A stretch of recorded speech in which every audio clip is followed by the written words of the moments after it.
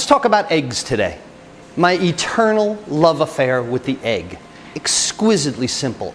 Unbelievable in the kitchen. The egg does so many things in the kitchen, as well as being nature's perfect food. Eggs get such a bad rap. I don't know, whoever it was that started a marketing campaign that they're high in cholesterol and bad for you and you shouldn't eat this many eggs and so on, it's just wrong. Now, going back to what I just said, eggs that came from a factory that are irradiated that you buy in the grocery store are one thing. An egg that comes from the farmer's market, an entirely other thing. Eggs, in particular chicken eggs, excellent source of food for human beings because of the high protein content. This is one of the few liquid proteins, if you will. Imagine this, you take an egg, you scramble it up, you apply heat to it, it turns solid. Can you think of any other liquid that you apply heat to that turns solid? I've never been able to. I've been examining this for years, right? Why is this? Because of the tremendous amount of protein in an egg. And we talked about the progression of heat on food at 165 degrees. What happens? Coagulation of proteins. This enables us to make scrambled eggs. It enabled us to glue our ravioli together. It has a leavening agent in baked goods. It does so many things in the kitchen. The egg contains the highest food quality protein known. It's based on the essential amino acids it provides, and the egg protein is second only to mother's milk in nutrition. Let me say that again. There is nothing that is better for a human being that has higher protein, with one exception, which is an infant being fed breast milk. So, as an adult, you make a choice. Can you get, I don't want to say, can you get your hands on some breast milk? That doesn't sound right. Let's stick with the eggs because they are of the highest protein. On a scale of 1 to 100, this is how they rate protein in efficiency. 1 to 100, okay? In other words, what the body can use, how it metabolizes it quickly, how well we use these nutrients. Eggs score 93.7% in usable protein for human bodies. Milk, whole milk, at 88%. So you think milk is really good for you, eggs are actually much better for you. Fish, people talk about the great protein in fish, 76% on this biological value set forth by the United Nations. Beef, everybody thinks beef is so high in protein, and it is, but beef on this biological value at 74%.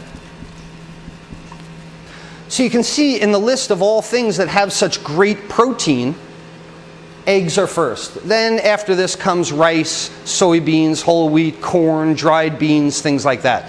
The big thing in eggs is called biotin. Biotin is the thing that is really advantageous to us. It's one of the B vitamins.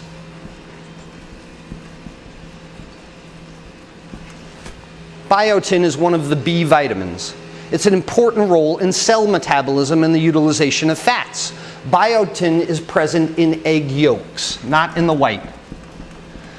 What this biotin does is strengthens our cells. Right? We've talked about an onion skin before under a microscope and the cells and so on. Well, cells similar in our body. The stronger the cell walls are, the healthier you are. All right, there's a big leap in between, but let's just leave that as a very simple statement. Well, this biotin helps you metabolize things. It helps you with other foods. So the difference between a bag of Doritos and an egg, bag of Doritos in you and out of you. Egg helps you digest other things. It's a famous culinary quote. Eggs are the cement that holds the castle of cuisine together. Well, why do we say this? Because eggs do so many things in the kitchen. Eggs, one, bind. Okay, you make a meatloaf. What do? You put some eggs in there. Binds the meatloaf together, right? You make a lasagna.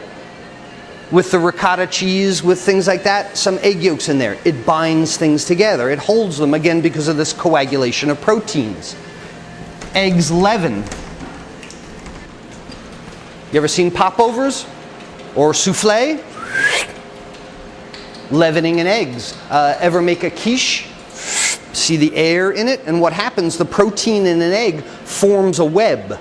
And as air tries to escape, as moisture tries to escape from a baked good, this web holds the moisture down, tries to keep it from evaporating. Well, you got this net, and the moisture's trying to evaporate, and it leavens things. It blows them up. Important for baked goods. Eggs thicken. We make custards with eggs. Creme brulee with eggs. They don't stay watery, they thicken.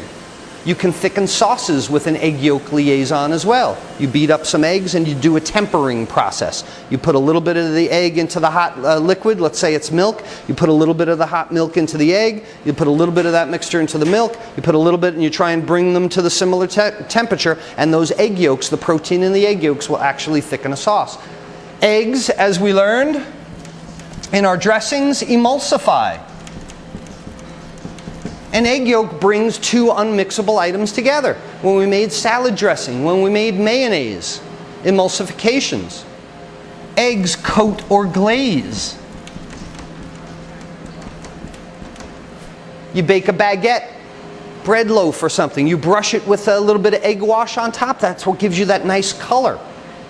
You coat items with eggs. You're baking pastries. They get an egg wash on top of them. It gives you that really nice color. Eggs can clarify. Use egg whites to make consommé. Eggs inhibit crystallization.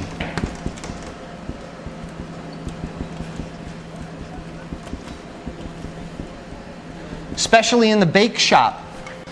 Lastly, eggs garnish. We've seen hard-boiled eggs, chopped, put on salads. Things like that, used as a garnish. There is barely an area in the kitchen that eggs don't touch. Very important in the kitchen, very important to have respect for eggs, very important to understand the science behind them because they help you in so many ways. We saw when a mayonnaise broke, we add an egg yolk to it.